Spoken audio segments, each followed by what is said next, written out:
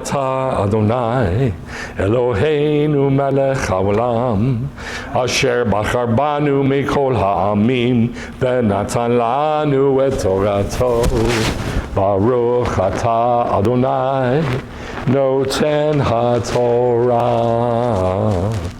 Blessed are you, Lord our God, everlasting King, who has chosen us from all the peoples and given us his Torah. Blessed are you, Lord, who gives the Torah. Baruch atah Adonai Eloheinu melech haolam asher natan et kol darkav lemo Yisrael kehetav niyot lekol hadevarim shebashamayim. Blessed are you, Lord our God, everlasting King, who has given all of his ways to his people Israel as pictures of all heavenly things. You may be seated. Okay, this Torah portion, we're going to look at two, I was going to say totally separate things. They're not totally separate, but they are separate. One is hearing and one is idolatry. They're connected in that if you hear the Torah, it keeps you away from idolatry. If you hear the Torah speak, and you learn and you get to know God, and you get the blessing which is knowing God, it'll keep you from idolatry. At least that's the theory. Here's the problem. In human history, that doesn't seem to have worked. It didn't work for I showed you last week that it didn't work for Israel because they didn't listen. If they'd have listened, it would have kept them from idolatry. But because they didn't listen, they went into idolatry. And it didn't work for the Gentiles, the quote church, because they didn't listen to the Torah. They didn't even do the Torah or think about the Torah. So they didn't listen to the Torah, and they went into idolatry, and they dragged that into the body. So this has never worked. It didn't work for the Jews, didn't work for the Christians. It has never worked. But it is the plan, nonetheless. So we're going to look at two separate parts. We're going to look at hearing first. We're going to finish that up. It's been 3 weeks that we've been looking at hearing the mitzvot, and then we're going to look at idolatry. Devarim 11, this is, of all the verses about hearing the mitzvot, this is my favorite. It's just so crystal clear. And this is from the Orthodox or Chabad translation by Rabbi Rosenberg. See, I'm setting before you today, and this is how he translates the formula of the blessing and the curse. So already we got a problem. If it was a formula, people would do it. They would just mumble the formula, and there you go. It's not a formula at all. It's very, very difficult to see. It's very difficult to do. But again, this is his translation. See, I'm setting before you today the formula of the blessing and the curse. The blessing will be intended to motivate you to heed the commandments of God, your God, that I'm commanding you today. And the curse will follow if you will not heed the commandments of God, but turn away from the path that I'm commanding you today by following other people's deities whom you did not know. That is really the normal understanding of this passage. This is not why I like this passage. This is why I don't like this passage, because most people translate it like this. But it's my favorite because of what it really says. But before we look at that, I'm going to show you from the Interlinear Hebrew Old Testament, which is online. You could, like, it has the Hebrew word and then what it means, the English translation underneath it for every word, and then the easy to read version. It's a Christian Bible. But I want to show both. Behold, I set before you this day a blessing and a curse. Blessing if ye obey the commandments. Now this is the interlinear Hebrew Old Testament. In other words, we're looking at every Hebrew word individually. Obey, obey. That's getting that from here. So it should say Shema, Shema, but it doesn't. It says, Tishma'u el mitzvot. It just says tishma'u, which means hearing. But for some reason, the interlinear Hebrew Old Testament says, obey, obey the commandments of the Lord your God, which I command you this day, and a curse if ye will not obey, obey, there it is again, the commandments of the Lord your God. So what's the rationale for that? What Hebrew words does it have above? I just showed you. Okay. All it has is... So on the interlinear one.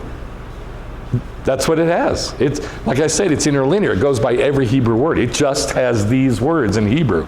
Tishma'u, that's all it has. So it has the one word in Hebrew and two words in English? Yes. That makes no sense. It makes no sense at all. So, there's really no rationale for it. And this is what I'm trying to get across to people is just because the internet says something, just because the Bible translation says something, it means nothing. You must go back to the original Hebrew and dig and find out what's really going on. So here's an easy to read Christian version. Today I am giving you a choice. You may choose the blessing or the curse.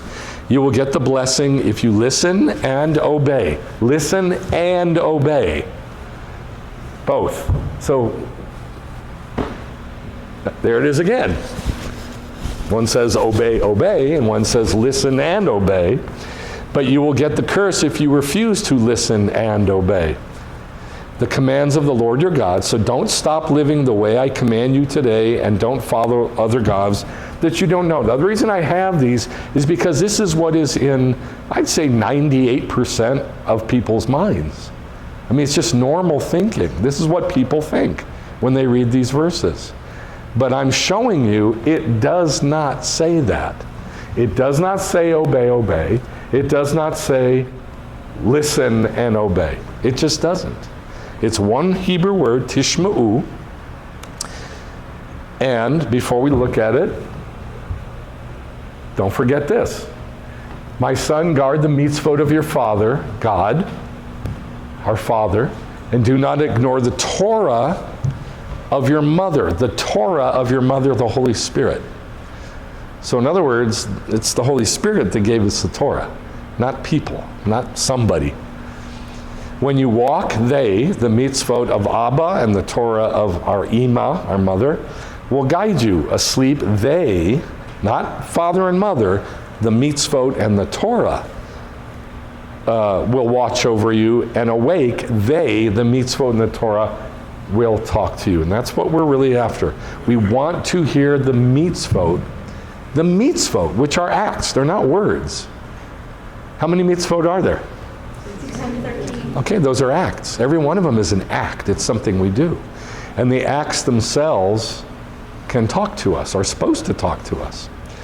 But when you read these translations, you don't get that. You don't get that the acts themselves will talk to you.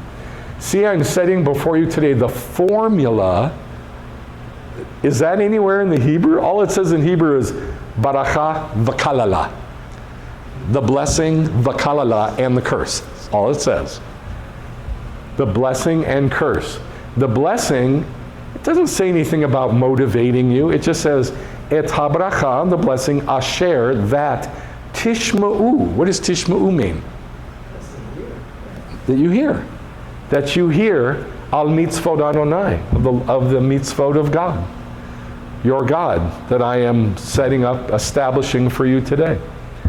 And the curse, if you will not tishma'u, listen. And that's all it says. This is why I love this verse so much. It comes right out and says, you'll get the blessing if you listen to the mitzvot, you'll get the curse if you don't listen to the mitzvot, for whatever reason. If you don't do the mitzvot, you can't hear them, there's that. Or you might do them and not listen, there's that. Either one is bad. Either one brings a curse. It's pretty simple, and that's why I like it, because it's extremely simple. Now, why they complicate it up? Why they complicate it up? You tell me, because I don't know. I guess it's just how people think. But I know it's not good. And this is what it says. See, I'm giving before you today. Re'u, that's the name of the Torah portion. Re'eh. Re'eh, the name of the Torah portion. See, Anochi, I noten lifnechem, am giving before you this day. Baracha v'kalala, blessing and curse. I'm putting before you today, blessing and curse. The blessing, asher, that. Not if. The blessing that you listen to the mitzvot. I could say if, it's not too bad, but I like that better. The blessing is that you listen to the mitzvot of Adonai, your God, that I establish you today. And the curse, if. Now this does say if. The curse, if, im, you do not listen to the mitzvot. So you get the blessing. The blessing is that you get to listen to the mitzvot. And the curse, if you don't listen. Does that make sense? So it's written a little bit differently. God wrote it differently on purpose. The blessing is that we get to listen to the mitzvot. But there's a curse if you don't listen to the mitzvot of Adonai your God. But turn away from the derech, the path or the road that I'm establishing you today by following other people's deities. It doesn't say people's, just other deities whom you did not know. All right. I love that verse. Very, very clear, very simple. Now, there's, I believe, 3 other passages in our Torah portion this week that say the same thing. But one of them, if you read it, it doesn't sound like it says do and then hear. But the other 2 are pretty clear. Deuteronomy 12, the usual translation is, be careful to obey all these regulations. That's how people think. Do you think like that? Be careful to obey all these regulations. I read that and it makes me want to vomit. I'm so far away from this now because of listening to the pictures for so many years that I read that translation and I'm like, what gives you the right to even say that? There's no regulations. There's no obey. Be careful to obey all these regulations I'm giving you so that it may always go well with you and your children after you, because you will be doing what is good and right in the eyes of the Lord. That's what usual translation is. Here's the real translation. Observe and hear. Shemor v'shemati. Sorry, shemata. Shemor v'shemata. Shemor, what does shemor mean? Observe or guard, like your Shomer Shabbos. Shomer means guard or do. It means to do. It's to do. I do Shabbat. I'm Shomer Shabbos because I do Shabbat. So, Shomer, do, v'shamarta. What does shamarta mean? Shamata. And here, listen. And listen. Do and listen. Which comes first? Do. And so this is normal. Na'aseh v'nishma, we will do and we will hear. This is normal. Observe or do and hear all the words that are, that's what it says in Hebrew, that I'm establishing for the sake of good for you and your children after you. Everlasting generation, singular. Everlasting to the everlasting generation. I take that to be the kingdom. For you will do the good and the upright. I like this. Ki ta'aseh, and you do hatov, the good. V'hayashar. Yashar means upright or erect. It's what God called Israel 3 times in the scriptures. Yeshurun. Yashar is the same as Yeshurun. He called Israel Yeshurun, upright. And he says, you will do the good and the upright in the eyes of Adonai your God. So, what's the Hebrew word for words? Hadevarim. Okay. Hadevarim. The word. Yes, sir. The words. Shemor v'shemata. Observe and hear. Just like Na'aseh v'nishma. Very clear. And remember, I wrote this book, Obedience or Understanding, to try to make this whole concept clear. I think this is the last week we come across it for a while. And we've been 3 weeks in a row trying to get this driven home as best I can, because it is the second most important thing.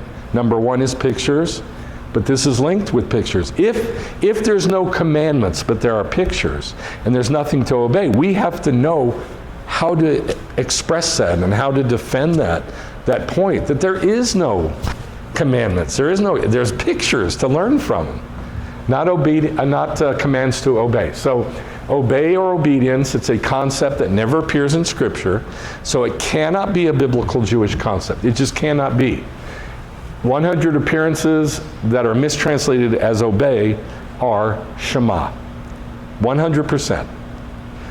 There are other words that they mistranslate obey. There's 4 of them. We've gone over these a couple weeks in a row. None of them mean anything close to obey. So the word, the concept, the thought, the act of obedience is not a biblical concept. It never appears. Not even the idea appears in the Bible, except one place. Anybody know where? It's like a set of books in the Bible. Anybody know where? The Judges? No, not the Judges. The Persian kingdom. Esther, Ezra, Nehemiah, and Daniel. During the Persian period, the Persian kings would give dictums, laws, and if you broke it, you die. And it says this several times, and it uses the word obey, but it's a totally different word. It uses the word dot. Like in Esther, it is the law for drinking. It's the word dot. And then if you disobey it, you're executed. But that's not God. That's the Persian kings. So nowhere in the Scriptures do we see the concept of obedience from God. Anywhere, ever. So I really hope that I've made this clear over the last 3 weeks. It is one of the most important things that we ever learn about Torah. And then we're not going to go over these, but we saw these last week. These are the verses that say to listen to the acts of Judaism. Exodus 15, if you listen with listening. Im Shemua Tishma. If Shemua, you listen, Tishma, with listening. And all these others ones say, listen to the mitzvot, listen to the statutes, listen to the judgments, listening to the judgments, the mishpatim, the blessing if you listen to my mitzvot, the curse if you don't listen to my mitzvot from this week. You will be the head and not the tail if you hear the mitzvot, to do them carefully. And these other ones, I just want to look at this one. I love this verse. They made their hearts like flint, so they could not hear the Torah, not hear it spoken, hear it talk to them when they do it. But their hearts were hard, so they couldn't hear it talk. And the words which the Lord has sent by His Spirit. And that's what I love about it so much. Torah and Spirit are always together. Always. Because that's how God talks. His Holy Spirit talks by giving Torah and us hearing Torah. So it's hear the Torah and the words which the Lord has sent by His Spirit. They're not separate. They're the same thing. All right? Devarim 15 from our Torah portion this week. It says, only if, you hear with hearing the voice of Adonai your God, to guard, shamor, which means keep or do, all these mitzvot that I'm establishing today. Now this says, shamoa tishma'u, lishmor. Hear with hearing, to guard. Now this sounds opposite.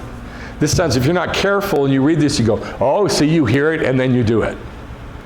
But we've already seen how many times, by the time we come to Devarim 15, we've already seen 6 times in the Scriptures that the pattern is na'aseh v'nishma. We will hear, then we will do. Because we're in Deuteronomy 15 by this point. See all these verses we've seen? Where does Deuteronomy 15 fall? Right here. 1, 2, 3, 4, 5, 6. Falls right here. We've already had 6 verses. And that's not including Na'aseh v'nishma. Is Na'aseh v'nishma here? In Exodus 23? At the covenant? So really, there's been 7 verses already that tell us the pattern is Na'aseh v'nishma, not 6. So it says, Shamoa tishma'u lishmor, hear with hearing, to guard or do. And again, if you're not careful, you can read it as we hear it and then we do it. But it's not. We've already got the pattern set 7 times. So these are the kind of verses you got to be careful with. All right. I wash my hands of the whole thing. Hopefully we're done with that. We can move on to part 2 from the Torah portion, idolatry. So it says in the right after that, I'll give you, I set before you, put before you blessing and curse. The blessing, does it say if you don't listen, if you listen to the mitzvot? Does it say if you listen? It says that. Good. That you listen to the mitzvot. And the curse, if you don't listen to the mitzvot. Well, right after that, it says, so you don't follow after the other gods, but turn away, vasartem. To turn away is vasartem from the derech that I'm establishing for you today. So I looked up this word. It comes from sur. And it's written with either a samech or a sin. Both of them. That's the word for turn aside? Yeah, turn away or turn aside, yes. So it has several meanings, to turn aside or turn into, like when Judah he turned into Tamar as a prostitute. That's this word, sur. Number 2, to depart or depart away from. Again, like to turn away from something. To avoid something. Number 3, to be removed or taken away or, look at that word, reject. And number 4, to come to an end, to abolish. Abolish. Come to an end. Reject. Removed. Now, God says, whatever you do, don't remove, turn away, take away, abolish. What? The derech. The derech. Is that from Gesenius? It's from Gesenius, but you can actually find this in Strong's. He's got a little snippet that's not bad either. But think about that. God says, whatever you do, listen to the mitzvot to keep you from turning away from the derech, from removing the derech, taking away the derech, rejecting the derech coming to an end, abolishing the derech. Does that sound familiar? Whatever you do, do not reject, turn away, abolish, do away with the derech. Because he calls it idolatry. The way it said it,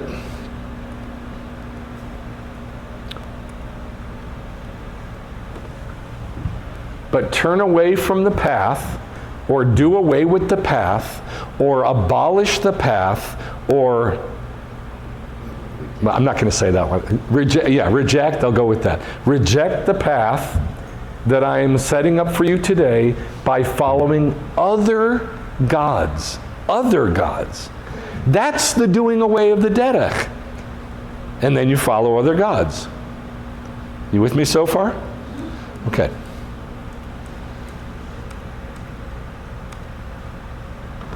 Matthew 5:17 through 19. We looked at this last week. Do not think that I've come to, that would be this word, sur. Yeshua says, don't think I came to sur to depart, to turn away from, to reject, to end, to abolish the Torah or the prophets. I've not come to abolish them, but to fulfill them. And I said, I would not use that word fulfill, because people think of the word fulfill, and I'll prove it to you again. People think of the word fulfill just like abolish. There's no difference. Yeshua, say it again. It's probably more like Shemor. More like Shemor. Yeah, I came to do, to fulfill, to do, to Shemor, to guard. Yeah. Verify. To guard and verify them. Yeah. For truly I tell you, until heaven and earth disappear, not the smallest letter, the yod, or the smallest stroke. Now these are the tagin. Have you guys seen the tagin on the top of 7 of the Hebrew letters? Tiny, but they're pretty. They're like little crowns, like 3 little strokes or 4 strokes or 5 strokes. They're real pretty. Will by no means disappear from the Torah until everything is accomplished. Well, the cross of Christ accomplished everything. And then people stop thinking. We know that's talking about the Messianic kingdom, which the Torah talks about 1.5 billion times. And that hasn't come, so it's not been done away with. I have 2 quotes here, and you can do this yourself. I went to AI Overview, which Anthony taught me how to do this. I went to AI Overview, and I went to this very typical Christian site called Got Questions.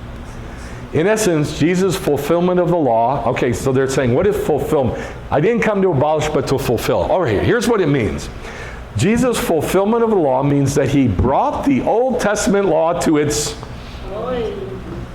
intended conclusion.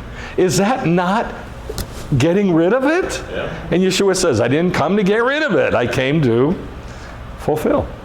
Or Shemor, I like that, to guard it. But whatever it is, it's fulfill certainly doesn't mean abolish. Look at it again. Remove, take away, reject, come to an end, abolish, sur. Yeshua's fulfillment of the law means that he brought the Old Testament law to its intended conclusion. It's done. Providing the means for humanity to be reconciled to God and empowering believers, blah, blah, blah, blah, blah, blah, blah, blah, blah. That's a bunch of nonsense. Because here's what he's saying, and then he just tries to pretty it up. It's just nonsense, and it's awful, and it should be taken off the internet. Well, and that's AI Overview of thousands of Christian websites. If the law is still binding on us today, then it has not yet accomplished its purpose. It has not yet been... Okay, really? God says, do not leave the derech, whatever you do. They twist that into the law's binding. God never said that. He said, listen to it. Not the law is binding. It has not yet been fulfilled. If the Torah, as a legal system, is still binding on us today, he repeats it, then Jesus was wrong in claiming to fulfill it, and his sacrifice on the cross was insufficient, his blah, blah, blah, blah, blah, blah, just trying to pretty it up. Saying the same thing. Fulfill means do away with in the bulk of humanity's mind. Get rid of it. Jesus got rid of it. He removed it. He took it away. He rejected it. He abolished it. It came to an end. That is sur, that God says, whatever you do, don't do this. And so that's what was done.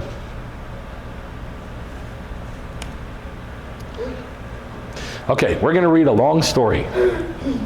I don't know really why I'm reading this, but I was fascinated by it. Don't get scared because it takes up the whole page. It's not that big. Don't read it yet. Don't read it yet, please. So, in the Talmud, one of the biggest tractates is Avodah Zarah, which means idolatry. Avodah, what does Avodah mean? Anybody know? Worship. Right? That's Av.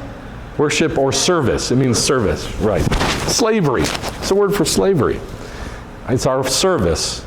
Zara, avodah zara, zar is a stranger. So it's stranger worship. Gentile worship, the way the Gentiles worship.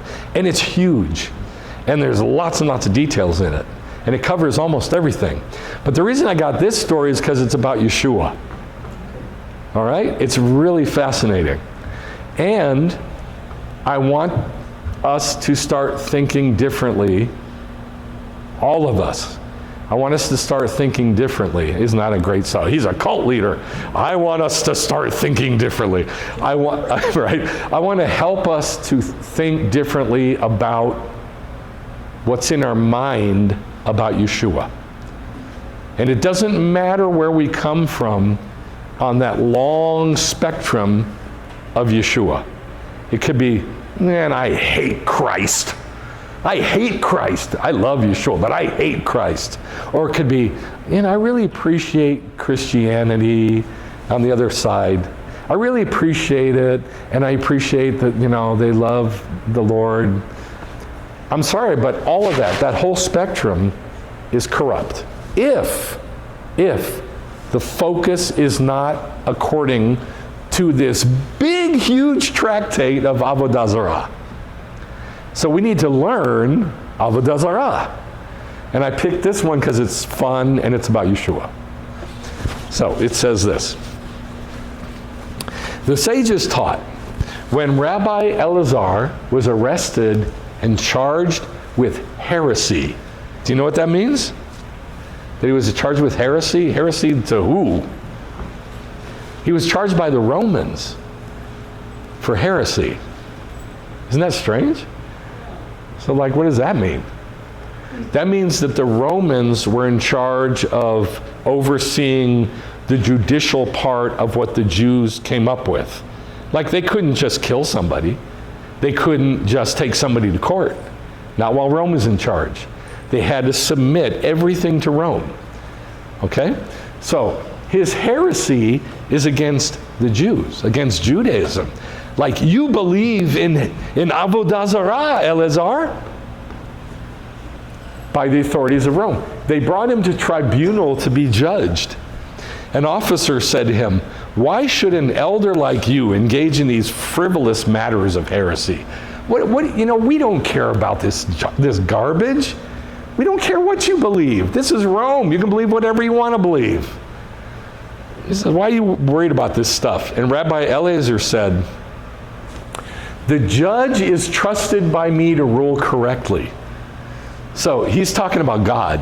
Yeah, I'm in God's hands. God's going to rule correctly for me. But he says it in a way that the Roman judge goes, I guess he trusts me pretty good.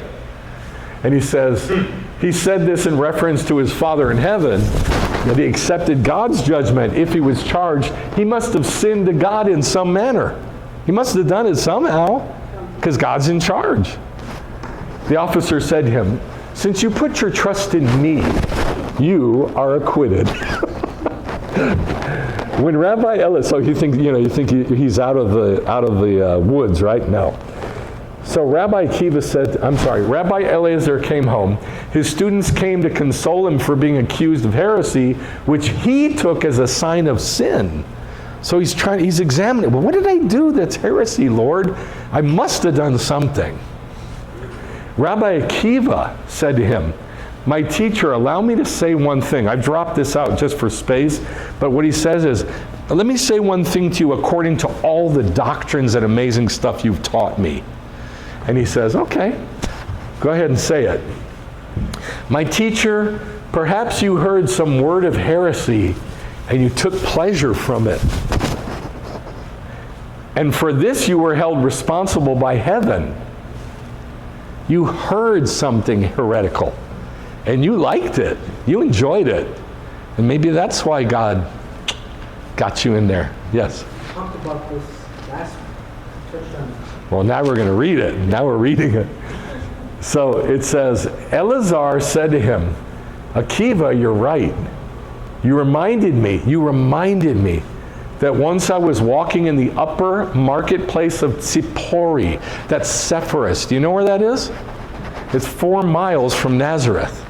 They're sister cities, like Juarez and El Paso. 4 miles from where? Nazareth. Oh, Nazareth, where Yeshua lived. So it's 4 miles from Nazareth. Sepphoris, or Tzipori, is a sister city with Nazareth. So lots of interchange between them. And I found a man, one of the students of Jesus the Nazarene. Now the way it says it in the Aramaic of the Talmud is Yeshu HaNotzri. And I've had minimum of 30 Messianic Jews tell me that Yeshu means may his name be blotted out. You know why? Because some rabbi said, oh, you know, that maybe that's an acronym for, and I can't remember how to say it, may his name be blotted out, Umak Shemo or something.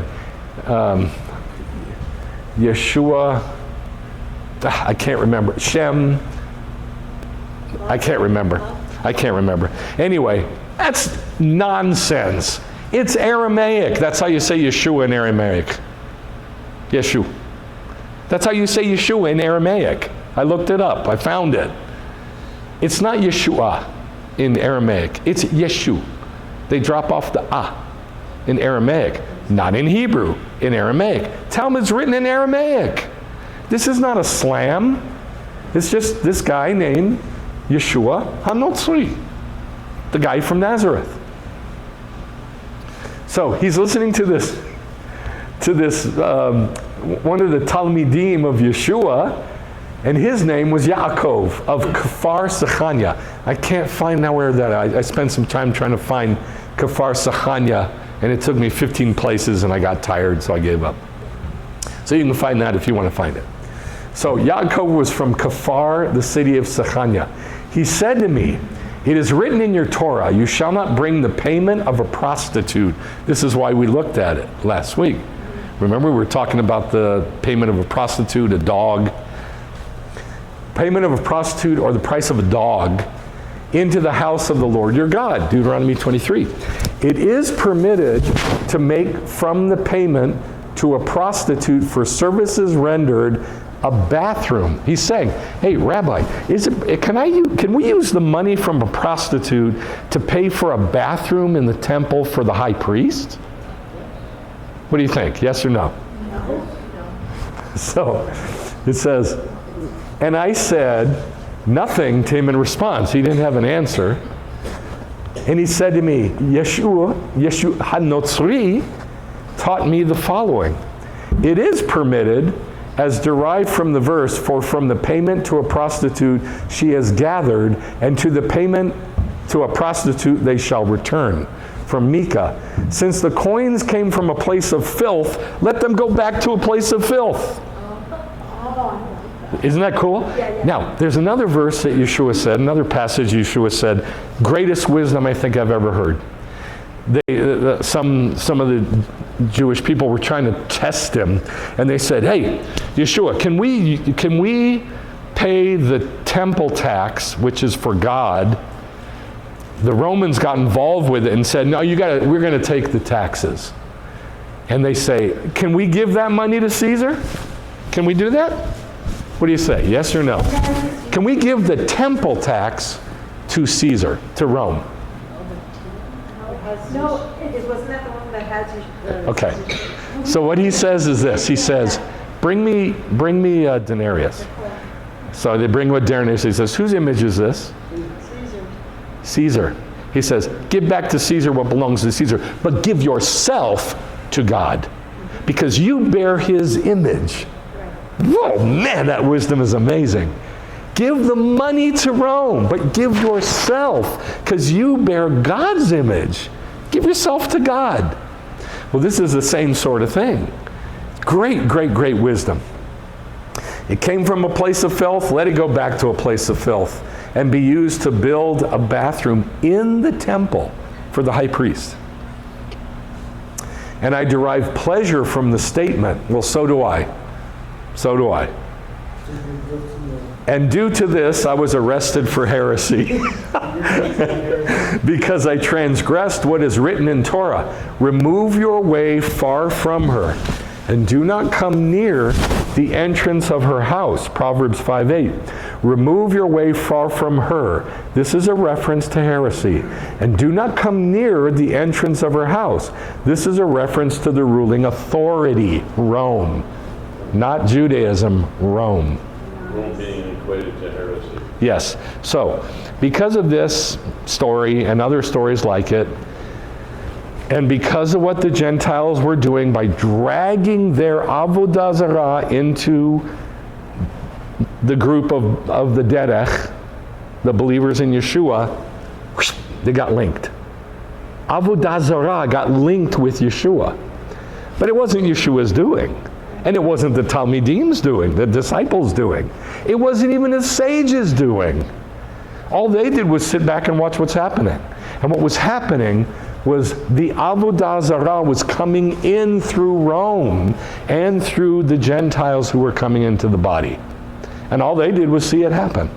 And so they're like, okay, I guess that's idolatry. Even in something as wise as Yeshua's statement. That's a shame. So if I'm an idolater, I'm an idolater, because I take great pleasure in that statement.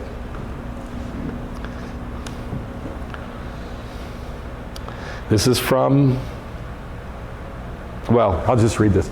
Deuteronomy 12. When Adonai your God cuts down the nations inhabiting the land that you're entering in order to dispossess them, and you have dispossessed them, and you settle in their land, beware lest you imitate them. How can you imitate them?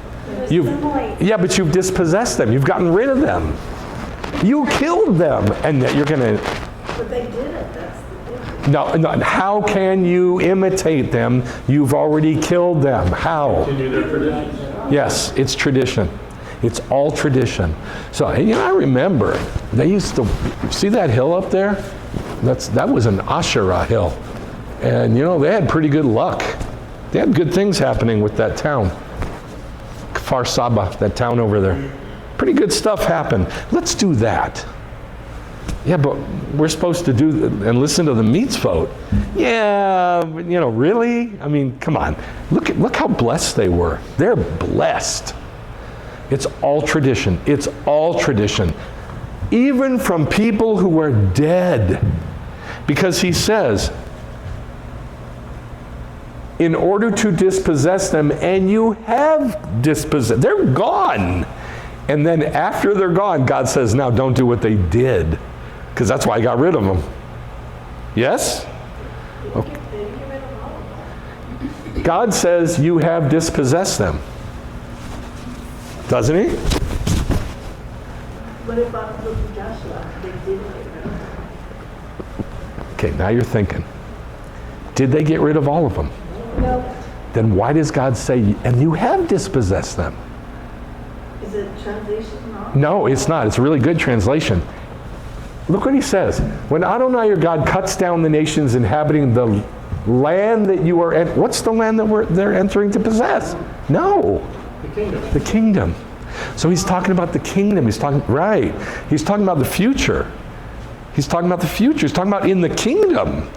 So even in the kingdom, even though all the Gentile ways are destroyed, don't do that stuff that they did in the past.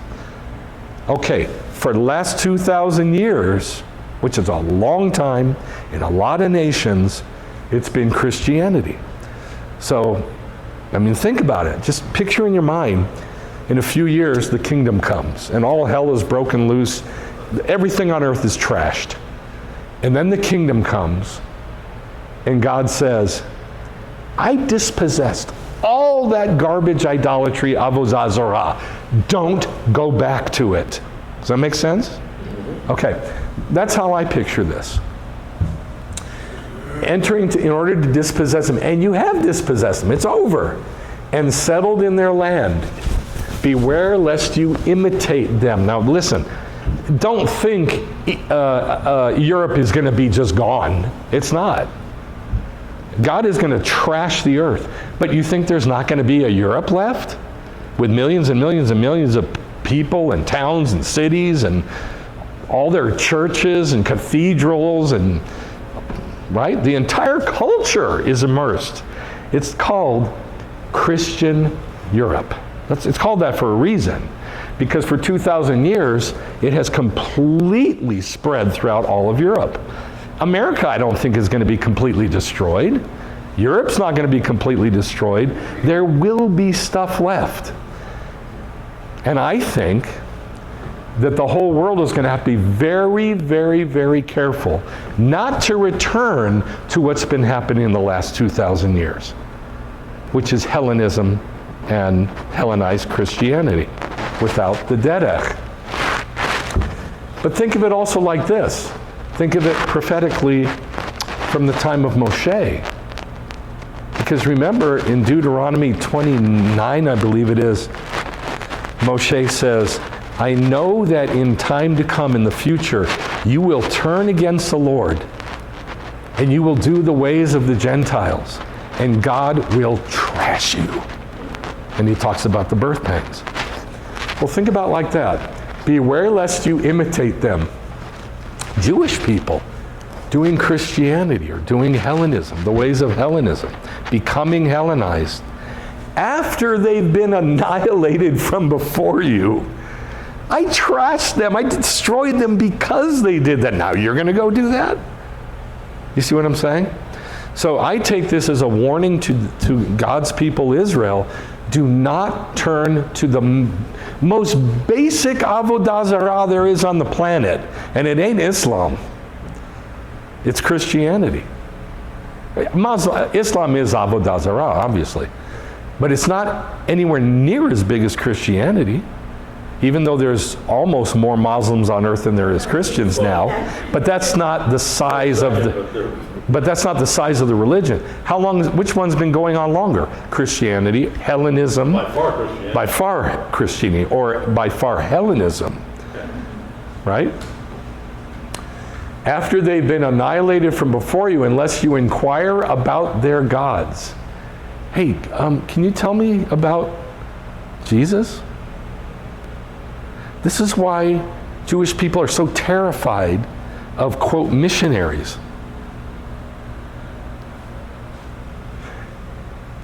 Saying, how did these nations, how did they do it? How do you run your services? How do you run your Christian services? Where did you go to school to get your theology degree?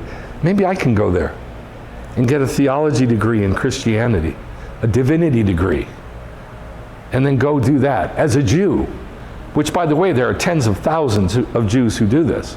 And then they lead Messianic Judaism.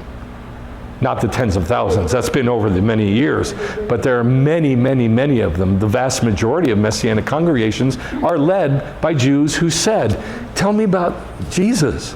Tell me about how to get a theology degree, a divinity degree.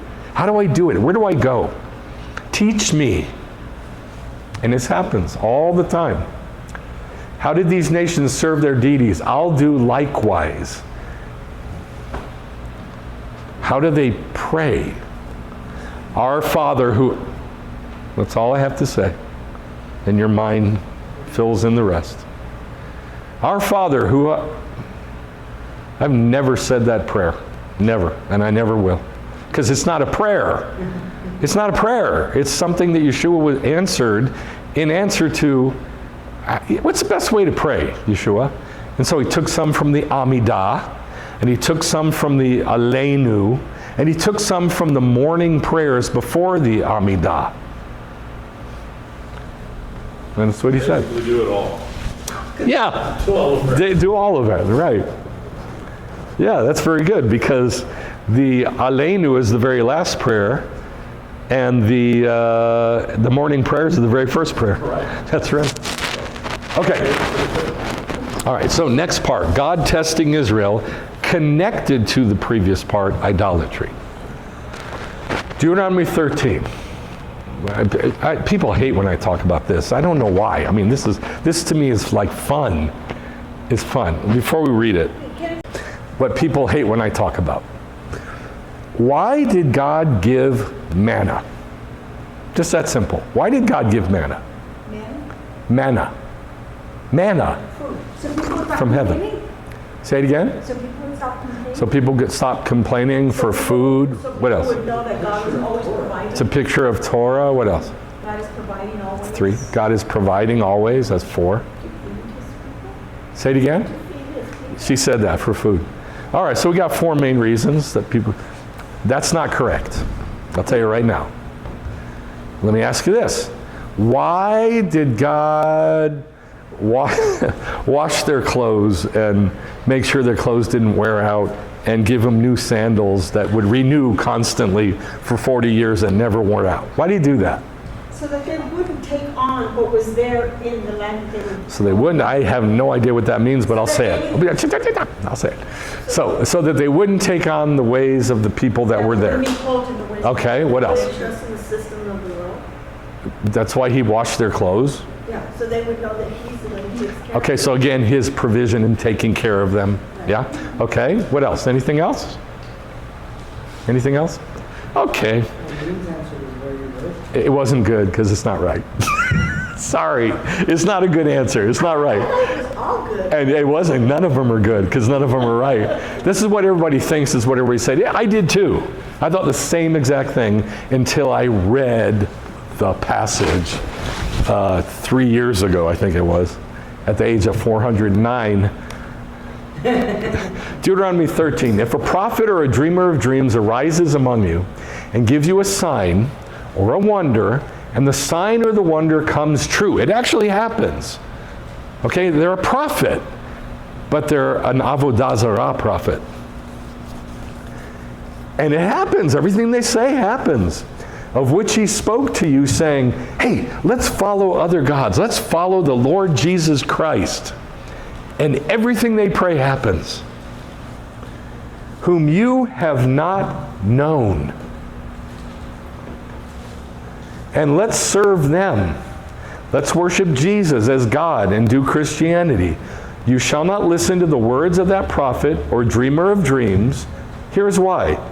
For the Lord your God is... Isn't that mean? Here, I'm going to send you a prophet into your congregation that's going to tell you all about the glories of the Lord Jesus Christ. And then he's going to pray for you. And everything he prays happens. Everything. Oh, in the name of the Lord Jesus Christ, be healed in your back. I was healed.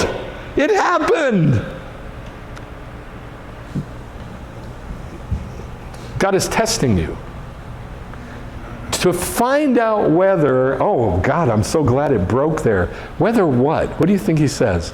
To find out whether what? You will listen to his mitzvot. Very good. Very good. You will love the Lord your God with all your heart and with all your soul, and follow the Lord your God and fear him and keep his mitzvot, listen to his voice in the mitzvot, serve him and cling to him. Now, these words, I am testing you, appear word for word in Hebrew when he talks about why I'm giving the manna and why I took care of you in the wilderness. And it's all he says, except for the picture, that it's a picture of Torah, coming down from heaven, and a picture of Yeshua. But other than that, he doesn't say any other rationale for taking care of Israel by giving them manna, except one, to test you. And you can go check it on your own. To test you to see whether you'll listen to the mitzvot or not. I mean, you can think of, that's pretty mean of God to do that to an entire nation and to keep doing it over 2,000 years. Not teach. Not teach. They needed to see where their hearts were. Test. Not teach. Test. Yeah, but through the test, he was teaching them the mitzvahs. No. No. Confirming that they are. It doesn't teach them anything. It tests to see where they are holding. Where are they? It's like dropping that plumb line. Perfectly straight up and down. How do you measure up against that? You don't learn anything. I'm not teaching you anything if I'm God. I'm dropping a plumb line to see where you're at. Maybe you'll see it. And then you'll change your heart and I can teach you. But there's going to be no teaching if somebody's going in the wrong direction. You got to turn and go the other direction first. Then God's very, very willing to teach. But this is not about teaching. This is about testing. This, I was going to say character, but I can't even say that. This belief system, because this is a belief system. Every tiniest detail here is a belief system and is one of the details of the belief system. And it's very complicated, and it's a big story. It's not just what I've taught you about the image of Yeshua. It's much, much bigger than that. This comes from that Avodah Zarah. That hand like that comes from the Avodah Zarah. It means something. This feminine hand, like this, instead of like this, like a Jew, comes from that same story of Avodah Zarah. Everything on here. And I hesitated to put this because, not because this is idolatry, because I don't want this going in your brain. You've seen it your whole life. And all we have to do is see for an instant, and all that stuff comes rushing back. So I want to be a cult leader and brainwash you. I want us to think differently. I want to find some way that when you see the trigger, it does something different. So what I want you to do, or what I'm trying to do with me, is this. Immediately. God, why are you testing us with this? Why are you testing us with this Avodah Zarah everywhere we turn? Because that's what it is. It's a test. But that prophet, the one who preaches these things and all the miracles happen that he says, that dreamer of dreams will die. Now it doesn't say, in the Hebrew it doesn't say you shall put him to death, but that's how people translate it. It doesn't say that. It says it later, but in this instance right here, all it says is he will die. Future. Because he has spoken falsely against your God, to drive you from the derech. Jesus didn't come to do away with the derech, he came to get rid of the derech. To drive you from the derech in which the Lord your God established you to walk.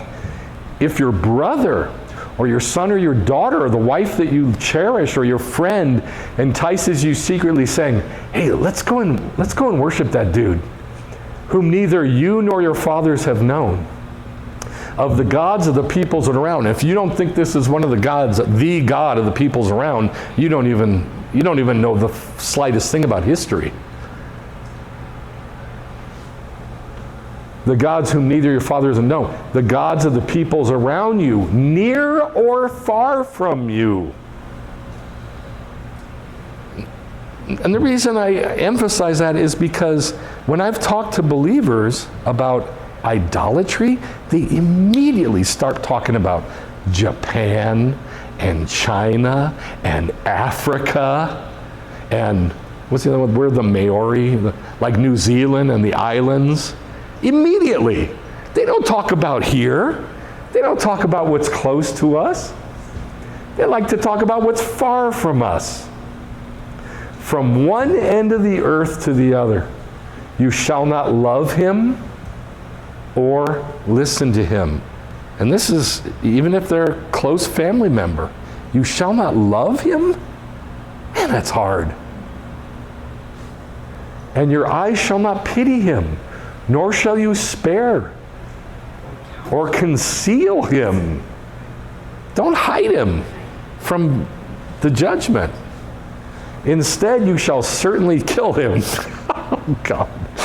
Your hand shall be first against him to put him to death, and afterward the hand of everybody else, because he has attempted to drive you away from the Jew God. Okay. This is Avodah Zarah. And all the details of this is Avodah Zarah. Now, I don't believe it's Avodah Zarah like it has it in the Talmud, because they linked it with Yeshua HaNotzri. I don't believe in this guy. I believe in Yeshua HaNotzri, which is a totally different guy and a totally different belief system about Judaism. This is total Hellenism, yeah. So, Deuteronomy 10, we saw this last week. You must therefore circumcise the foreskin of your heart and cease being stiff-necked. This is Moses talking to Israel. And he says, you're not listening to the mitzvot. Circumcise your heart so you can hear it. Colossians 2:8 and then 20 through 21. Before we read this, we saw last week all the verses that said that Israel didn't listen to the mitzvot, right? In Judges, all the way from Judges, all the way through Zechariah and Nehemiah and all that, all the way to Nehemiah, they said they did not listen to the mitzvot. They didn't soften their heart. They were stiff-necked. They were stubborn. What was the big word? Do you remember the big word that they did that was so bad? Do you remember? It was red. I highlighted it in red. No? Arrogant. Remember?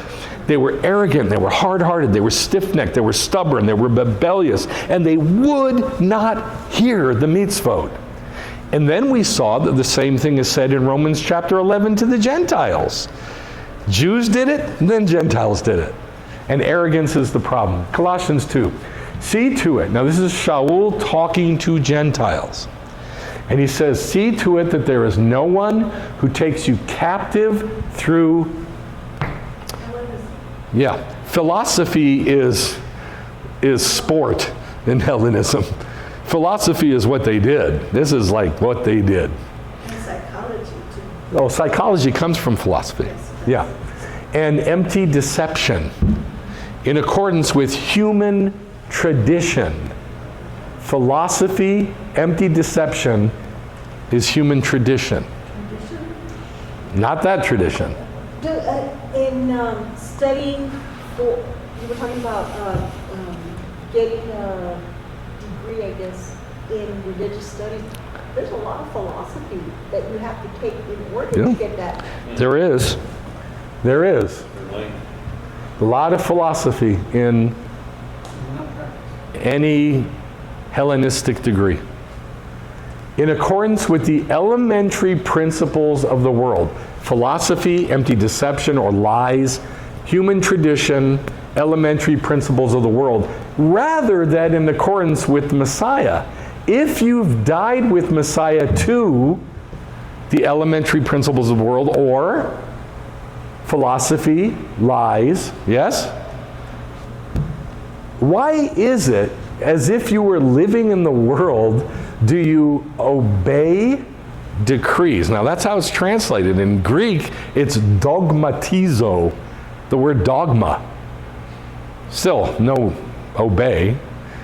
Dogma. What's dogma? Traditions. Traditions, beliefs.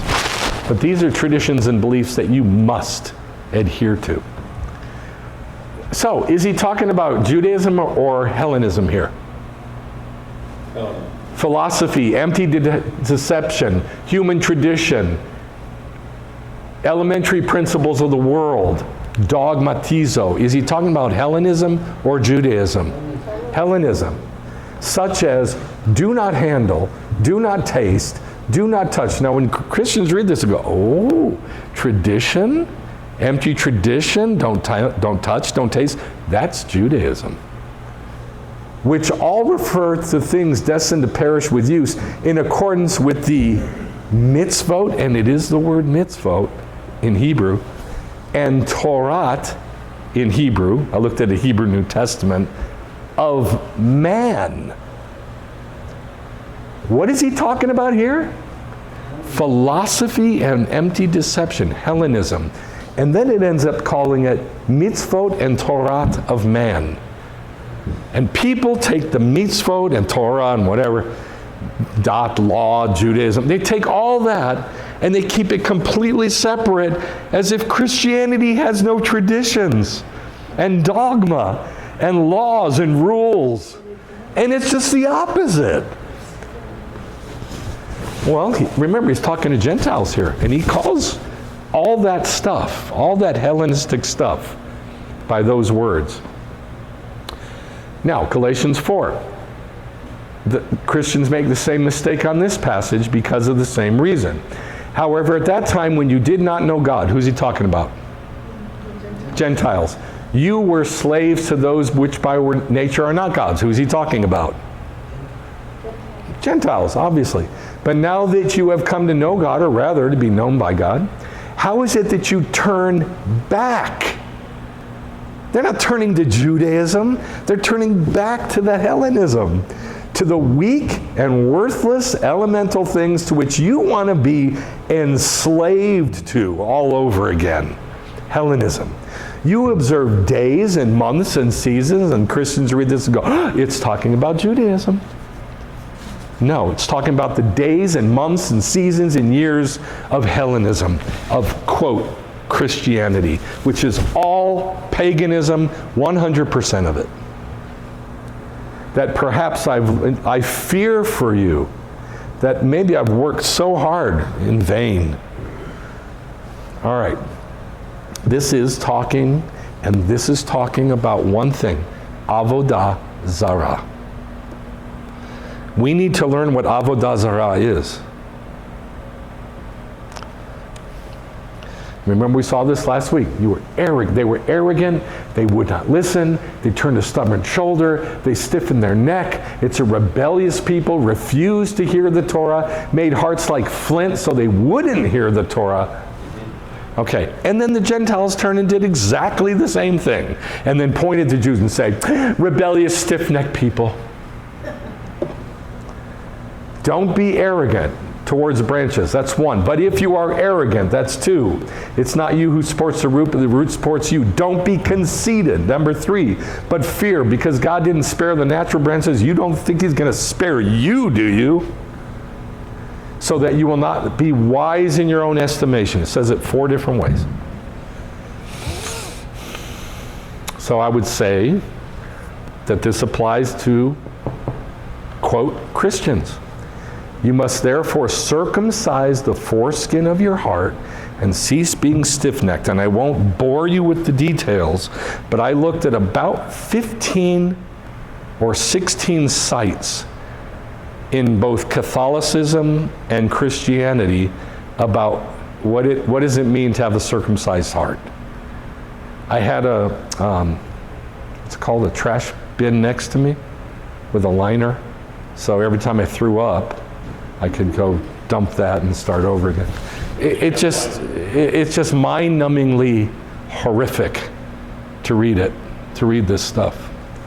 And they all say the same thing. They walk in lockstep with one another. Nobody ever breaks rank to say or do or think anything else, to think about the mitzvot as a positive thing. Even the Messianic Jewish sites say the same thing when it talks about circumcising the foreskin of your heart. Why? Because they don't want to offend Gentiles. And so the Messianic Jews go, you're a spiritual Jew if you follow Messianic Judaism. No, you're not. You're not. There's no such thing as a spiritual Jew. There are Jews and there are Gentiles doing Judaism. That's it. And you either have a circumcised heart or you don't. It's that simple. You must therefore circumcise the foreskin of your heart and stop being stiff-necked. Leave idolatry, avodah zarah, even in our minds and hearts, even if we don't do it outwardly. I guarantee you all that stuff is lodged in there and here. It's lodged in there. And it has to be dislodged, if that's a word. It has to be dug up, unrooted, and thrown away. But that requires seeing it in detail. So, to the extent, I point at myself with this too, even though I'm raised a Jew, even though I've been in Messianic Judaism since 1978, and I left the basic Messianic Judaism and started doing and thinking and teaching just Judaism to see Yeshua more than 35 years ago. Even I have to do this. I have to Judaize my heart. That's what circumcision means. It means you become a Jew. Because Jews are circumcised, Gentiles are not, right? Yep. In the Bible, that's what it means. You circumcise, you cut away the foreskin of your heart. You Judaize yourself. So that when you do the Torah, and nobody's going to do the Torah if they're not circumcised heart. It's not going to happen. Jew and Gentile, unless somebody has a circumcised heart, they're not even going to do the Torah. So if they start circumcising their heart, and you do the Torah, and it talks, then you can hear it. If you cut away the foreskin of your heart, cut away the Gentile of your heart. And I want to say it like that on purpose. Cut away the Gentile of your heart. And that goes for Jews and Gentiles. Okay, so I believe we're going to be leaving the concept now for a while of hearing the mitzvot. So, step one is what? Like, in order to hear the mitzvot, what's step one? Do. Thank you. Do it. Then once you do it, then what happens? Hear it. It talks. Don't skip that. It talks. And then once it talks, then what? Huh? Hear it. Then you get to know God. Well, you skipped a step. You have to hear it. You have to hear it. I mean, just because it's talking doesn't mean you're going to hear it, right? Right? So, if it's talking because you did it, and you're doing the act, and it's yapping and it's talking, then what happens? You open your ears and hear it, and then what happens?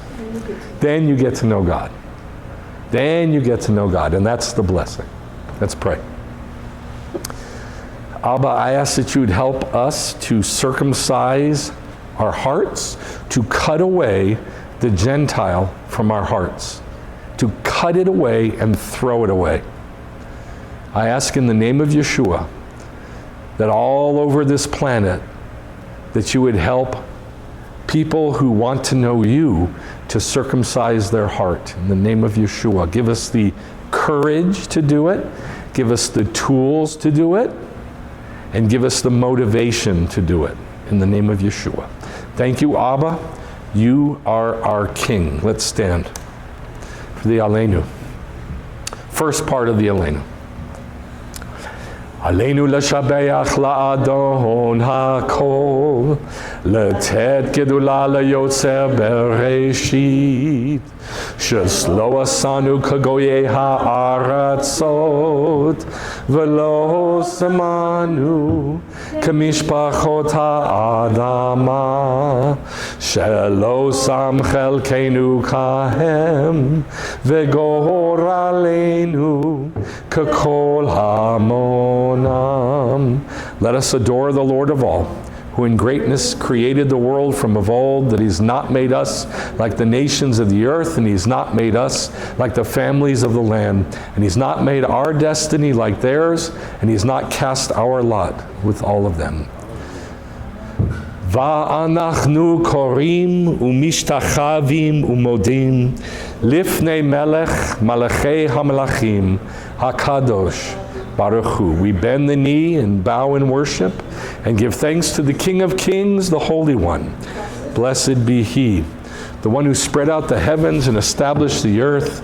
Your majesty is in the heavens, and your might, presence is in the highest heights. Hu Eloheinu ein od. Emet malkeinu efes zulato. He is our God. There is nothing else. Our God is truth. Nothing else compares. As it is written in your Torah, know this day and take it to your heart that Adonai is God in the heavens above and on the earth below. Ein od There is nothing else. Shabbat Shalom.